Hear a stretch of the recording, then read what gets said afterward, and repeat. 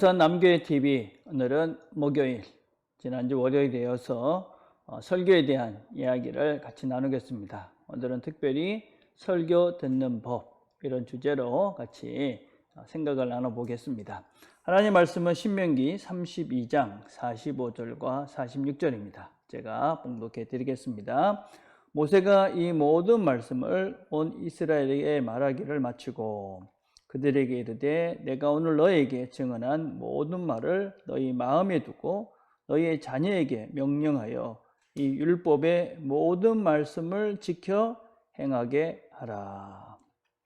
자, 우리는 월요일에 설교가 무엇이냐 이런 얘기를 하면서 5가지 역설, 모순이 함께 조화롭게 이루어져 있어야 된다. 균형을 이루고 있어야 된다. 그랬습니다.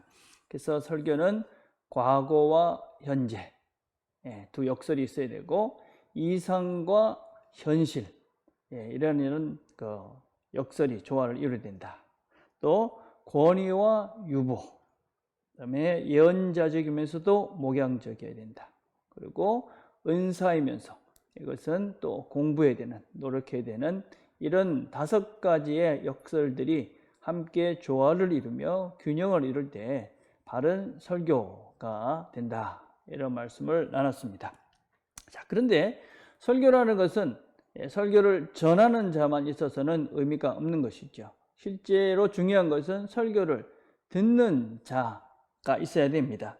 아무리 좋은 설교를 한다 해도 듣는 자가 없고 듣는 자가 바르게 듣지 못하면 실은 설교는 별로 의미가 없는 것이지요.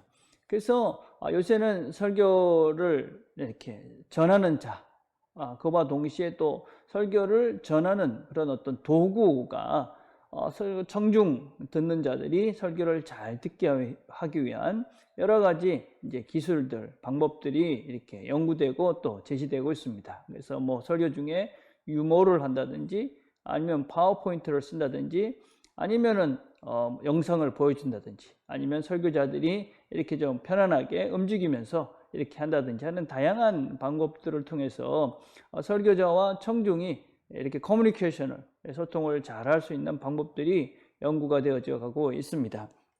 그러나 아무리 좋은 설교와 좋은 방법이 있다 할지라도 듣는 설교자들이 설교를 듣는 그 태도와 자세의 마음가짐에 그것이 바르지 못하다면 좋은 설교가 될 수가 없는 것이지요. 그래서 우리가 설교를 듣는 청중들, 설교를 바르게 듣는 이 자세, 태도는, 방법은 무엇보다도 중요하다 할 수 있습니다. 특별히 우리가 설교라는 것을 생각하실 때마다 우리가 꼭 명심해야 될 것 중에 하나가 무엇이냐면, 설교는 무시되지 않습니다. 무슨 얘기냐면, 우리가 강대상에서 하나님의 말씀으로 그것이 선포되어졌기 때문에 설교를 듣는 사람들은 그걸 무시하면서 듣기 참으로 어렵습니다. 그리고 우리는 반복적으로 똑같은 사상과 똑같은 내용을 듣게 되어지면 우리도 모르는 사이에 영향을 받게 되어집니다. 그래서 바른 설교를 듣는 건 대단히 중요하고, 또 우리가 설교를 들을 때 어떠한 태도로 들어야 되느냐 하는 것은 매우 중요합니다. 오늘 제가 여러분들과 나눌 이야기들은 리처드 박스터라는 목사들의 목사다라는 분의 책을 중심으로 해서 한번 설교 듣는 태도, 자세, 방법에 대해서 같이 생각을 해보려고 합니다. 무엇보다도 설교를 듣는 청중들에게 중요한 것은 설교의 목적을 분명히 하는 것입니다. 어떤 목적을 가지고 설교를 들을 것인가? 말씀에 대한 사모함, 설교에 대한 기대, 말씀에 대한 무게를 가지고 설교를 들으셔야만 합니다. 특별히 사람들은 자신의 관점, 자신의 관심, 이런 것이 있을 때 우리가 잘 들릴 수밖에 없고, 또 그것을 집중해 들을 수밖에 없습니다. 그래서 설교를 듣는 청중들은 내가 지금 왜 이 자리에 있는가, 어떤 목적을 가지고 이 자리에 있는가 하는 것을 꼭 기억하시고 바른 목적을 가지고 설교를 들으셔야만 합니다. 여러분, 설교는 왜 듣습니까? 제일 중요한 것은 하나님을 알아가는 겁니다. 우리가 설교를 듣는 여러 가지 이유들 중에 제일 중요한 것은 하나님을 알아가는 것. 우리의 궁극적 목적이라고 할 수 있는 것이죠. 하나님을 알아가는 것. 그 그다음에 두 번째 설교는 개인적인 것에 주어지기도 하지만 공동체에 주어지는 것이 설교입니다. 그래서 우리가 주일 설교 말씀을 통해서 우리 공동체가 함께 나가야 될 그 방향을 같이 설정하고 같이 나가는 것입니다. 그렇기 때문에 중직자들은 반드시 주일 설교는 빠지지 않고 어디에 있든지 들으셔야 합니다. 우리가 홈페이지에다가 설교를 올리는 이유는 이 주일 설교가 바로 우리 공동체가 나가야 될 그 방향이기 때문에 그렇습니다. 세 번째는 설교를 듣는 사람들은 내 자신들을 돌아보는 것입니다. 지금 내가 가고 있는 그 목적지, 바른 방향으로 내가 가고 있는가, 내 마음과 내가 가고 있는 길을 확인하는 것이 바로 설교를 듣는 자들이 가져야 될 목적입니다. 그리고 마지막으로는 지금 내 인생의 문제, 이걸 이제 말씀을 통해서 답을 찾는 것이죠. 근데 이 순서가 바뀌면 안 되는 것이죠. 제일 먼저는 하나님을 알아가는 것이다. 하나님을 배워가는 것이다. 우리의 삶의 궁극적인 목적은 하나님을 배우고 알아가서 우리가 하나님이 원하시는 그런 존재로 바뀌어져 가는 것이 이게 우리 인생의 목적이고 설교의 목적입니다. 이것이 뒤바뀌게 돼서 그냥 설교를 통해서 내 인생의 문제만 답만 찾으려고 자꾸 그러다 보면 이게 궁극적인 목적을 상실해 버리고 또 그리고 길을 잃어버리기 때문에 현재의 문제에 함몰되어져 버려서 하나님 원하시는 바른 길을 잃어버릴 가능성이 많이 있습니다.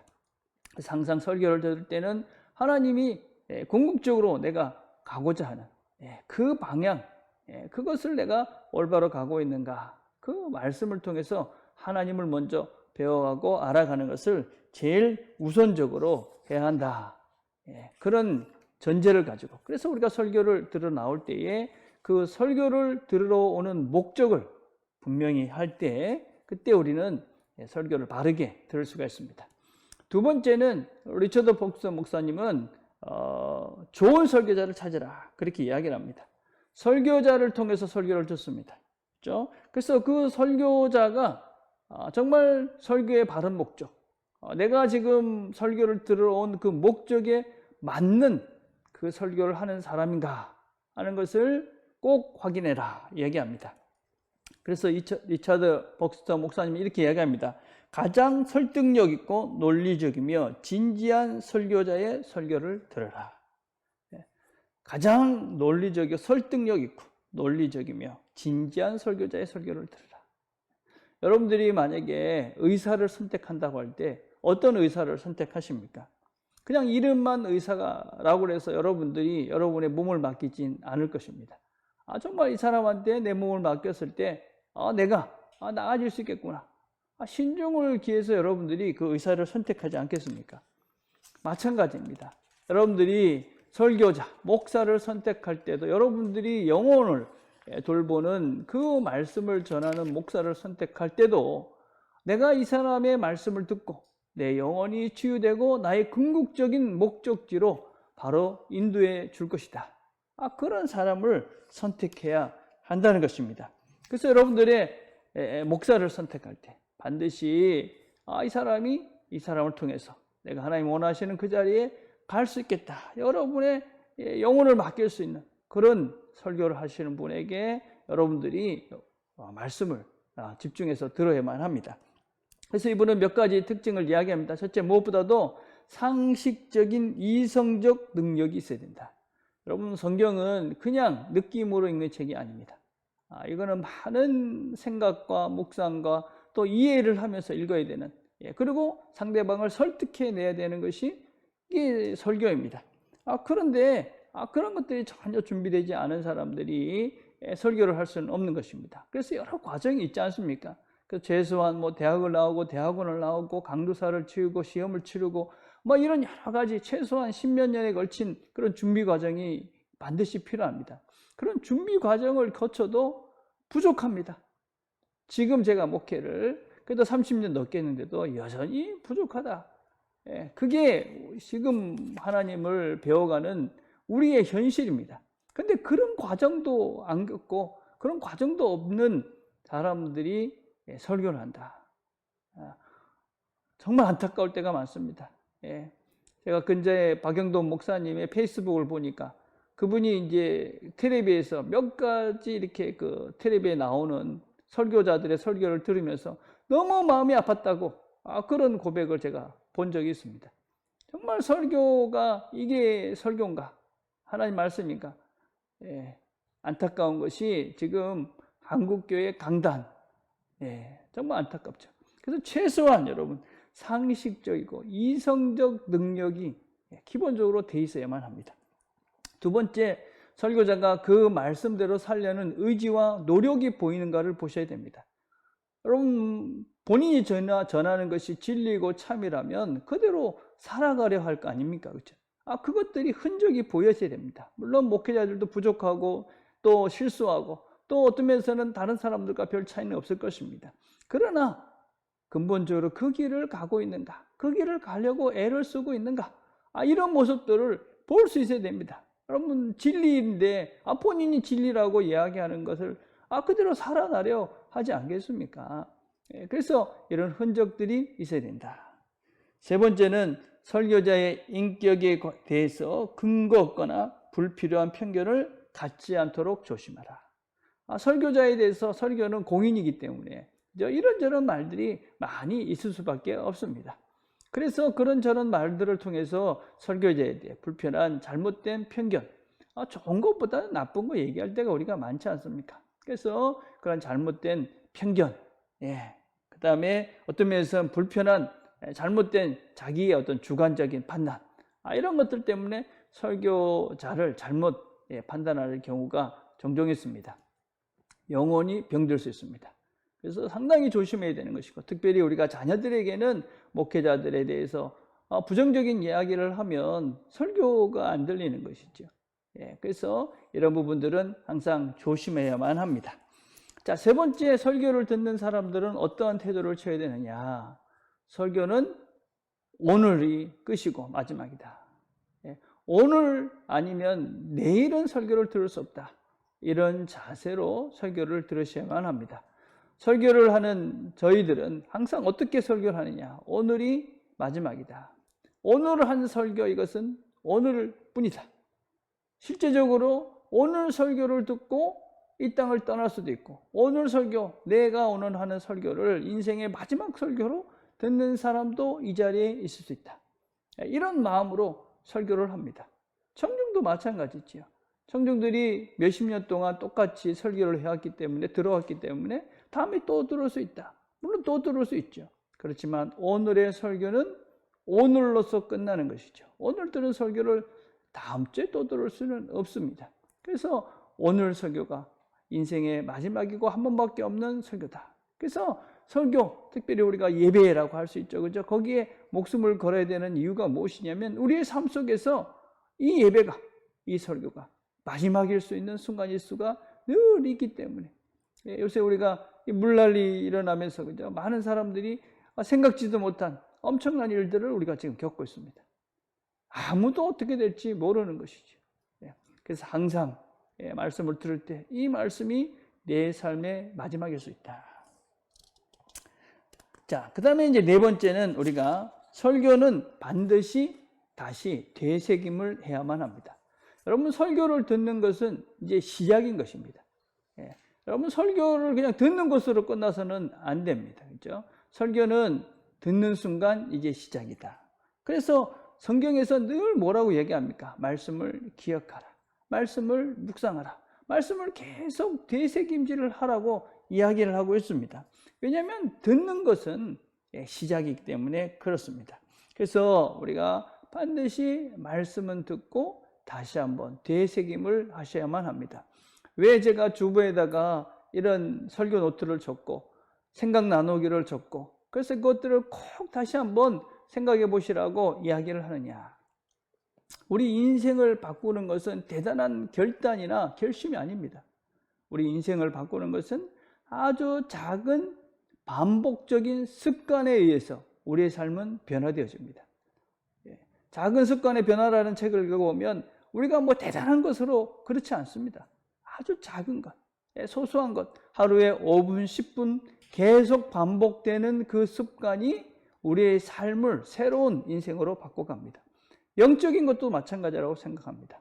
우리가 매일 아침에 일어나서 말씀을 읽는 것, 우리가 일주일에 한 번씩 반드시 하나님 말씀을 같이 듣고 가족들이 모여서 영적인 대화를 하면서 그 말씀을 되새김질하는 이것이 습관으로 자리 잡아서 그렇게 뭐 일주일에 30분, 뭐 어떤 면에서 20분, 그것들이 삶의 한 습관이 된다면 영적인 변화가 일어나는 것이고 영적인 성숙이 일어나는 것입니다.